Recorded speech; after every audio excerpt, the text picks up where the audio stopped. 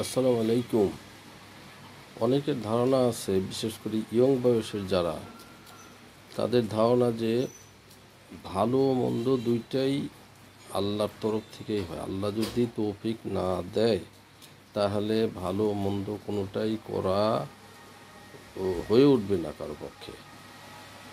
তো সেই ব্যাপারে কিছু কথা বলতে চাই যে আল্লাহ রাব্বুল আমিন ভালো মন্দ দুইটাই করান, এটা ঠিক আছে, কিন্তু কিন্তু আল্লাহ রাব্বুল আমিন মানুষকে সৃষ্টি করে মানুষের ভিতরে ফুজুর এবং তাকওয়া এই দুইটা দিয়ে দিয়েছেন, ভালো ও মন্দ কাজ করার তৌফিক। সেটা হলো ওই যে আল্লাহ কোরআন শরীফে বলেছেন, ফাল হামা হা ফুজুর আহা ওয়া তাকওয়া হা। এইখানে এই যে এইটা কাজে এটা দুইটাই আমাদের ভিতরে আছে। আল্লাহ এটা বলে দেওয়ার পরে বলেছেন যে তোমরা পৃথিবীতে যাচ্ছ, পৃথিবী হলো পরীক্ষার স্থান, এখানে তোমরা ভালো কাজ করলে বেস্ট পাবা, খারাপ কাজ করলে দোজখে যেতে হবে, মানে আগুন। তো এই যে ভালো মন্দ দুটোই বলে দিয়েছেন, এবং কি পরীক্ষার জায়গা এটা পৃথিবী, এবং কি ধরনের পরীক্ষার প্রশ্ন হবে, কি কাজ করলে পরীক্ষায় উত্তীর্ণ হওয়া যাবে সেটা কোরআন শরীফে বলা আছে, যেটা রাসূলুল্লাহ সাল্লাল্লাহু আলাইহি সাল্লাম, হযরত মুহাম্মদ সাল্লাল্লাহু আলাইহি সাল্লাম উনি বিস্তারিত ব্যাখ্যা করেছেন, একটা ব্যাখ্যা আমাদের বলে গিয়েছেন, যেটা সাহাবাদের মাধ্যমে আমরা পেয়েছি। তো এই জন্যে যারা এই ধারণা করে এখনও ওই পাপ কাজ করে যাচ্ছে যে আল্লাহ তৌফিক দিয়েছে বলেই তো আমি এই কাজটা করতে পারলাম, কিন্তু আসলে সেটা না। আল্লাহ রাব্বুল আলামিন তৌফিক দেয় কখন? যখন মানুষ একটা পাপ কাজ করবে, ওইটা যখন সে করার পূর্ণ ইচ্ছা তার মনের ভিতরে আসে, পূর্ণ ইচ্ছা জাগায় এবং সে করবেই, এইরকম একটা পর্যায়ে চলে যায়, তখনই আল্লাহ পাক তাকে তৌফিক দেন, ঠিক আছে করো। এবং ওই অনুরূপ পূর্ণ কাজ, ভালো কাজ করারও ওই একই সদিচ্ছা যখন আসে, আল্লাহর বলে হ্যাঁ করো তুমি, তখন এটা করে ফেলে, সদিচ্ছাটাও করে ফেলে। এই জন্যে আমাদেরকে নিজেদের মনের ভিতরে আনতে হবে যে আমি কোন দিকে যাব, ফুজুরের দিকে যাব না তাকওয়ার দিকে যাব। তো এই জন্যে সবসময় এটা চিন্তা রাখার দরকার যে না, আল্লাহ সৃষ্টি করে আমাদেরকে কিন্তু দুইটা স্বাধীনতাই দিয়ে দিয়েছে, কাজে আমি কোন দিকে স্বাধীনতাটা অর্জন করে বেশ বা দোজখে যাব সেটা আমাকে বুদ্ধি করে চলতে হবে। এখন এই যে কথাগুলো আমি বললাম, এটা কিন্তু আমি বলেছি বিভিন্ন মওলানাদের তফসির শুনে, এবং কোরআন শরীফের কিছু সূরা কেরাত পড়ে এটা আমি বলার চেষ্টা করছি। দেখেন, এই যে আমি কথাটা বললাম, অনেকের হয়তো বিশ্বাস নাও হতে পারে যে দূর বেটা তুই কী বলিস।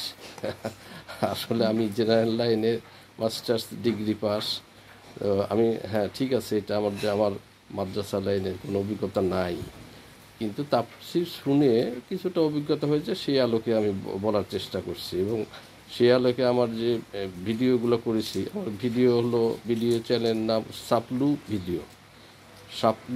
ভিডিও। এখানে আপনারা করলে আরও ভিডিওগুলো দেখতে পাবেন, আমার বিগত দিনের ভিডিওগুলো। তো জায়গা এখন আমরা যাই যে আমি যে কথাটা বললাম, এটা মৌলানা সাহেবেরা কী বলেন তাদের উক্তি একটু শুনি।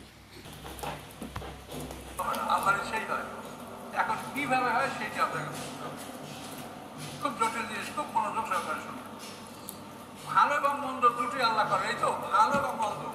তো ভালোটা আল্লাহ কিভাবে আমাদেরকে দিয়া করেন সেইটা বলতে, আমরা মন্দটা দিন বুঝলে রাত বলবো, রাত বুঝলে দিন বুঝতে পারবো।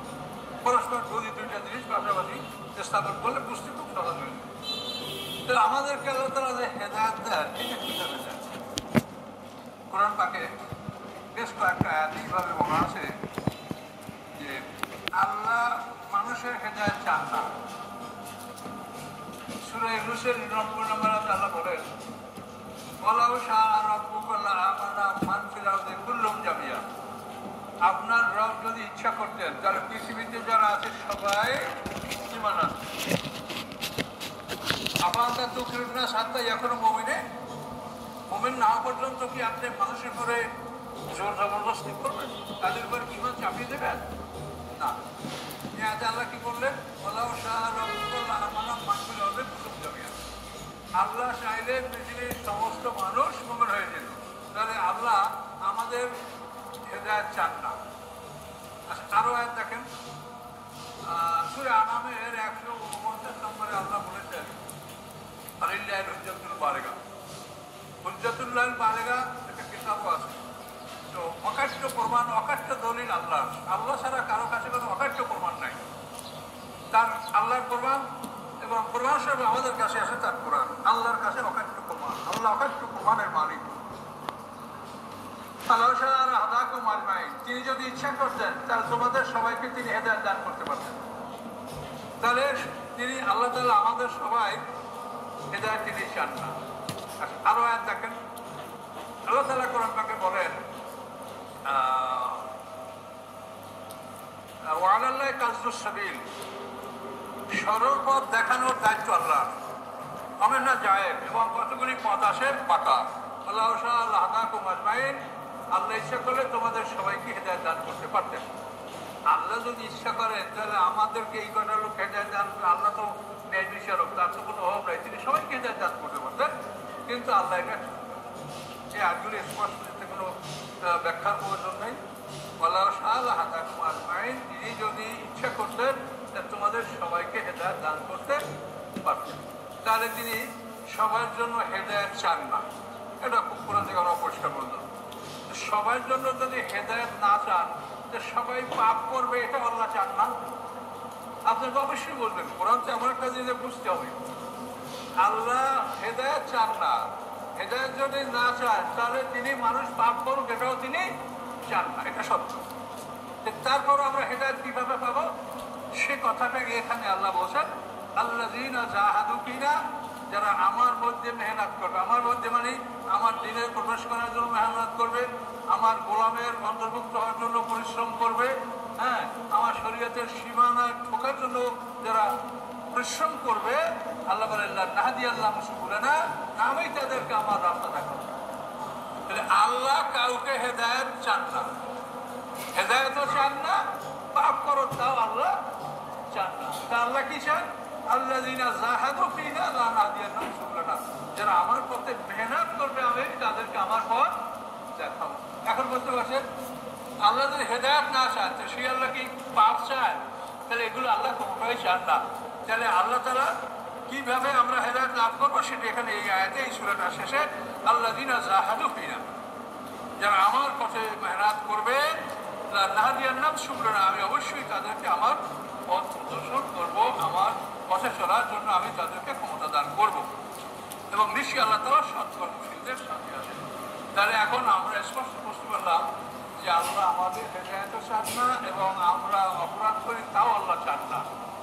এটা আল্লাহ আমরা যেভাবে চাবো আমাদের চাওয়ার পরে এই শক্তিটা আল্লাহ আমাদেরকে দান করবে। কাজে এই জন্য এই বিষয়টা কিন্তু কোরআন থেকে আপনি স্পষ্ট পেয়ে গেলেন। তাহলে হুজুরের বক্তব্য থেকে আমরা বুঝতে পারলাম যে আমাদেরকে আল্লাহ রাব্বুল আলামিনের উদ্দেশ্যে ভালো কাজ করার জন্য আমাদের নিজেদের মনের ভিতরে ভালো চিন্তা আনতে হবে। তাহলে আল্লাহ রাব্বুল আলামিন আমাদের ভালো কাজ করার তৌফিকও দিবেন এবং আমাদের কবুলও করবেন। তো আমরা সেইভাবে যেন চলতে পারি, এইটাই আমাদের সকলেরই মনের ভিতরে আনা দরকার।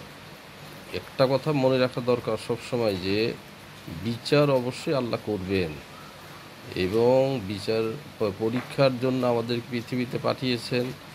আমাদের নির্দিষ্ট সময় উত্তীর্ণ হয়ে গেলে আমরা সবাই মৃত্যুবরণ করব, আল্লাহর কাছে চলে যাব এবং বিচারের সম্মুখীন অবশ্যই হব। এই জন্যে এটা বোধোদয় হোক সবার ওই শুভবুদ্ধি জাগুক, এই কামনা করে শেষ করছি। আসসালামু আলাইকুম।